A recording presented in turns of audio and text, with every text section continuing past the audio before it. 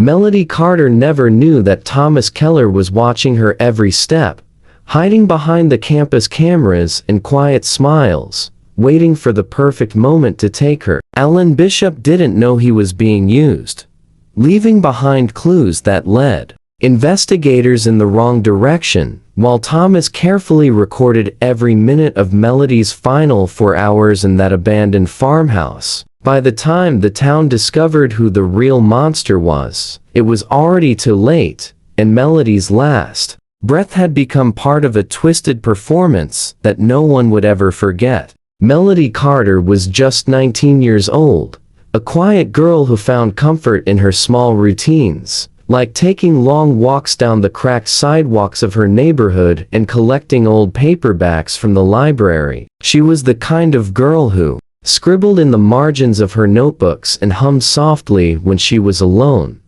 her headphones often tangled in her pocket. Her world was small but safe, or so it seemed. On the morning of May 3rd, Melody left the house in her favorite gray hoodie and worn jeans, telling her mother she was going to study at the library before her afternoon shift at the diner. She never made it to work, and when her mother called, Melody's phone rang and rang before going straight to voicemail. It was unusual for her to disappear without a message, and by the time the sun slipped below the rooftops, a quiet fear had already settled into the corners of the small home. The police were called, and they walked through Melody's room, noting the open window, the half-made bed, the small collection of makeup on her desk that she rarely used. Her laptop was open, a YouTube playlist paused on a song she had been listening to that morning. Her mother found the small pink hair tie she wore every day,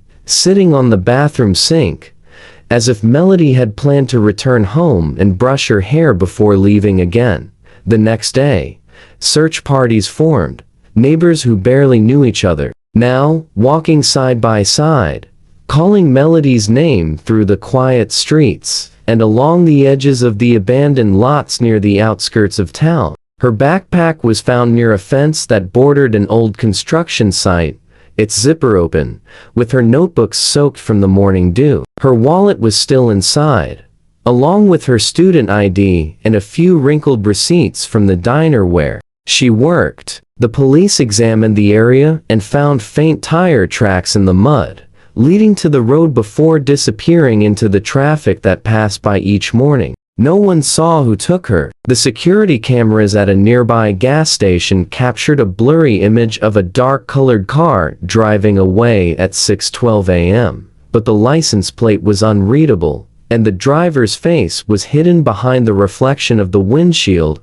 Rumors began to spread in the town. Whispered stories of a man who had been seen watching women at the bus stop, someone who drove slowly through neighborhoods late at night, headlights off until he turned the corner. Parents began locking their doors before the sun went down, and teenage girls were warned not to walk alone, their parents picking them up, even if it was only a few blocks from home. The quiet streets now felt heavy, shadows stretching longer than usual, every sound outside causing curtains to shift as people peeked through them in fear. For Melody's mother, each day without her daughter felt like an eternity. She stayed up each night by the window, the porch light on, hoping that at any moment, Melody would appear, walking down the driveway, tired but safe, ready to come home and tell her mother what had happened. But the phone remained silent, and Melody's bed remained empty,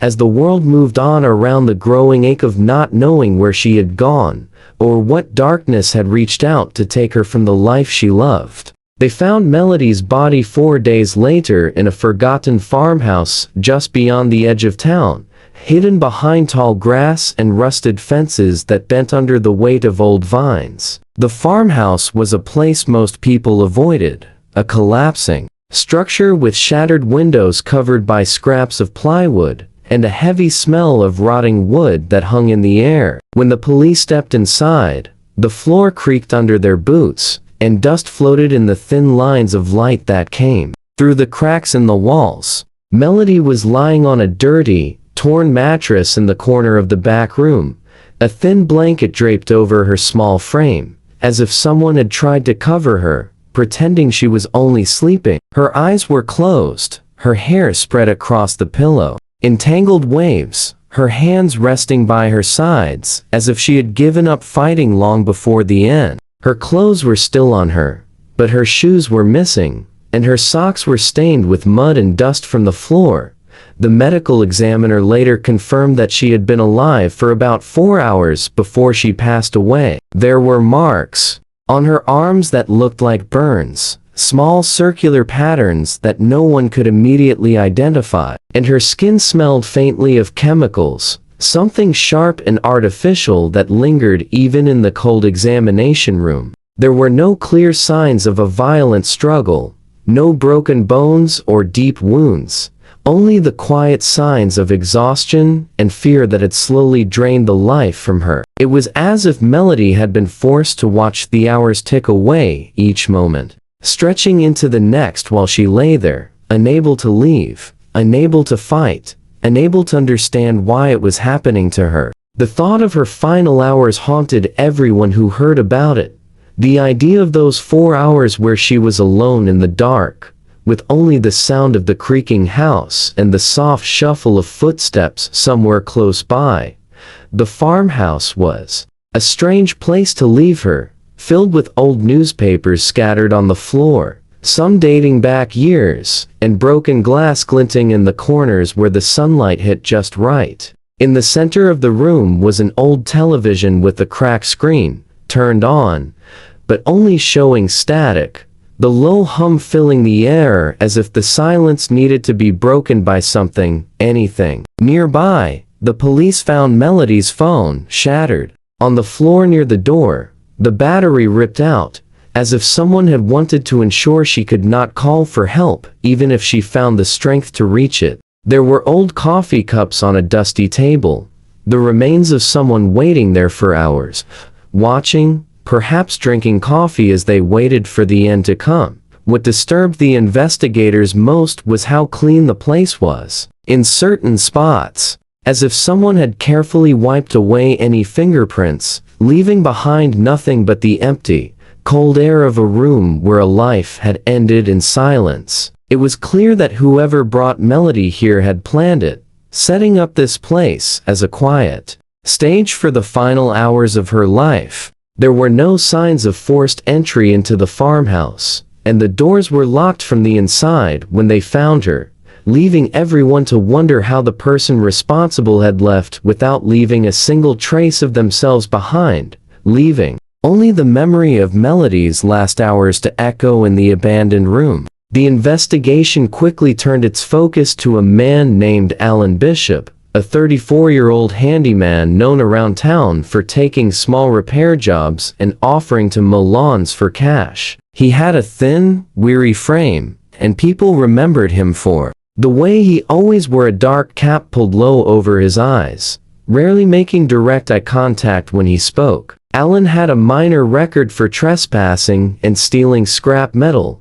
but he had never been known for violence, which made some people doubt his connection to Melody's death. But on the day she disappeared, Alan had been seen working near her college, fixing a broken fence close to the parking lot, watching the students come and go while he smoked cheap cigarettes one after another. A neighbor claimed they saw Alan's old blue truck parked near the edge of the college grounds that morning, the engine running, his face visible through the cracked window as he watched the students pass by. When the police entered Alan's trailer, the air was heavy with the scent of oil and damp wood, clothes thrown in piles, dishes unwashed in the sink. The place was a mess of tools, wires, and old broken appliances he claimed he would fix but never did. Tucked under his bed, in a rusted metal box, they found a collection of women's bracelets, hair ties, and small trinkets that looked like they had been taken from different people. Among them was a small silver ring, identified as Melody's, a ring she wore every day on her right hand, a gift from her mother for her 18th birthday. This discovery pulled Alan deeper into suspicion, but it was the notebook they found in his nightstand that made the case turn cold and chilling. The notebook was worn, its pages filled with scribbled words, random phrases, and lists of dates and places that seemed meaningless at first glance. But when the police cross-checked those dates, one of them matched the day Melody vanished, and next to it was a note. Wait. That word was written over and over, on several pages, in shaky handwriting, as if Alan had written it while in a state of obsession, or fear, or excitement no one could yet understand. In the back of the notebook was a folded piece of paper with a hand-drawn map of the town, and on it, several places were marked with small X's, including the street near Melody's college, the diner where she worked, and the bus stop she sometimes used when walking wasn't an option. The police found something even more disturbing: a stack of old Polaroid photos hidden inside a showbox, each showing different young women standing at bus stops, outside grocery stores, near the park fountain, completely unaware they were being photographed. Some of these photos were blurry, taken from a distance, while others were close enough to capture the fear in the eyes of women who seemed to notice the camera at the last moment. Melody was in one of these photos, wearing her gray hoodie, standing outside the library a week before she disappeared, her eyes looking down at her phone, unaware that her normal day was being captured for reasons she would never know. Alan Bishop, however, was nowhere to be found. His truck was abandoned near a closed gas station outside of town, the keys still in the ignition, a cigarette burned down to the filter in the ashtray. His disappearance deepened the fear that was already gripping the community, making parents keep their children close, and young women avoid walking alone, even in daylight. It seemed as if the case was closing in on Alan, every clue pulling tighter around him. But there was something about the strange details in his notebook and the carefully hidden photos that made some detectives wonder if Alan was truly the mastermind, or if he was just another piece in a larger, darker puzzle that was only beginning to show its true shape. Months passed without progress, and the town began to settle into a restless quiet, the kind that comes when people grow tired of living in fear, but cannot quite let go of it. Melody's case became a shadow that followed every conversation, a warning carried in glances exchanged between neighbors as they locked their doors and kept their porch lights on throughout the night. Alan Bishop was still missing, his disappearance deepening the cold weight hanging over the investigation. It felt as if he had simply dissolved into the landscape, leaving behind his trailer, his truck, and the unsettling photos that tied him to Melody's final days. Then, during the early days of autumn, a local hunter walking along the riverbank discovered something half buried in the mud. It was a clear plastic container, sealed tightly, with dirt pressed against the sides as if it had been hidden there for weeks. Inside were Melody's missing shoes, neatly placed side by side, her broken necklace with its small heart pendant, and a USB drive wrapped in a plastic bag to keep it dry. The hunter, unsure of what he had found, brought it to the sheriff's office, and it became the single breakthrough that the case desperately needed. When the USB drive was opened, investigators found several video clips, each low in quality, the images shaky as if filmed by an old handheld camera or a hidden device. The videos showed Melody in the farmhouse, tied to a wooden chair, with her hands bound in front of her, her eyes wide and frightened, scanning the room as if searching for a way out or for someone to help her. She looked exhausted, her head drooping forward before snapping back up, fighting the heaviness that pulled at her body. In the background, a clock on the wall ticked loudly, its sound captured in the recording as it marked each minute of the 4 hours before she passed away. There was no clear image of the person who held her there. Only shadows moved across the walls, and occasionally a pair of boots stepped into the edge of the frame before disappearing again. The faint sound of a radio could be heard playing softly in the background, children's songs echoing in the empty room. their innocent Melody's, twisting into something sinister against the backdrop of Melody's quiet fear. At one point, the camera captured the blurry reflection of a figure in a cracked mirror on the wall, a tall shape that stood silently, watching her, breathing heavily as the camera recorded every moment of those hours. Each clip ended abruptly, the screen going black before the next one began, leaving investigators to piece together the fragments of Melody's final moments in that room. It became clear that whoever had recorded these videos wanted to remember those hours, to preserve them in detail as if they were something to be revisited. The careful placement of her shoes and necklace in the container, along with the videos, was like a message left for the world to find, a taunt hidden in the mud, waiting to be unearthed. It was no longer just a crime, it was a performance that had been staged and recorded, turning Melody's final hours into something that the person responsible wanted to keep forever. It confirmed the worst fears of the investigators, that Melody's death was planned, every hour measured, and every detail captured for reasons they could not yet fully understand, reminding the town that the person who did this was still out there, hiding among them, waiting and watching, ready to record the darkness again if given the chance. Alan Bishop was finally found 6 weeks later, hiding in the back of an abandoned vehicle repair shop near the edge of the industrial district, where the smell of oil and rust covered everything. His hair was longer, his face gaunt, his clothes layered and stained, and he barely looked up when officers surrounded him. There was no dramatic chase, no struggle, just Alan sitting on the floor against a stack of old tires, staring at the cracked concrete as if he had been waiting for this moment. When they brought him in for questioning, he refused to speak, his eyes empty, unfocused, flinching only when they placed Melody's silver ring on the table in front of him. The detectives asked about the videos, the photos, the notebook with the word "wait" scribbled again and again, but Alan only shook his head, saying nothing, offering no explanations, as if the silence itself was part of the plan he had been following from the start.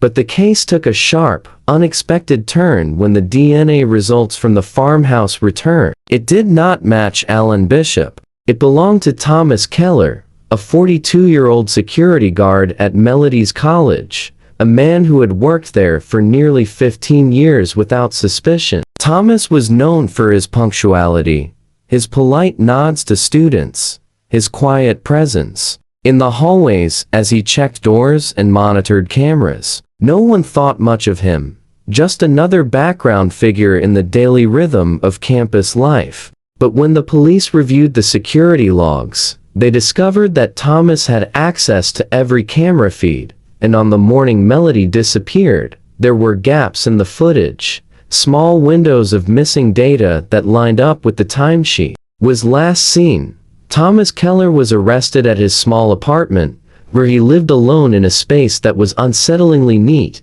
each item placed carefully, nothing out of place. Behind a false panel in his closet, officers found a hidden compartment containing multiple USB drives, handwritten logs of women's routines, and a set of keys that matched the lock on the farmhouse where Melody spent her last hours. On one of the drives, they found copies of the same videos that had been buried near the river, as well as additional footage of Melody in the days leading up to her disappearance, filmed from a distance as she walked to class, stopped to buy coffee, or waited for the bus. The discovery confirmed that Thomas had been watching her for weeks, carefully studying her patterns, waiting for the perfect opportunity. During the interrogation, Thomas remained calm, his hands folded, a small smile appearing when they showed him the footage recovered from the hidden drives. He never denied his involvement,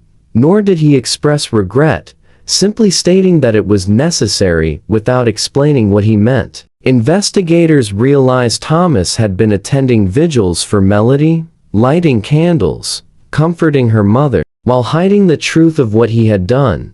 The betrayal cut deeply through the town, turning every memory of his polite nods and quiet presence into something dark and mocking. Melody's death became a reminder that the most dangerous people often hid in plain sight, blending into the background, unnoticed until it was too late. Thomas Keller's arrest ended the immediate fear gripping the town, but it left behind an emptiness, the knowledge that Melody spent her last 4 hours being watched by a man who believed he had the rights to take her life and preserve it in recordings for reasons known only to him. It was a darkness that would haunt the town long after the headlines faded, a reminder of how quietly evil can move among ordinary days until it decides to reveal itself, taking with it the lives it never had the right to touch.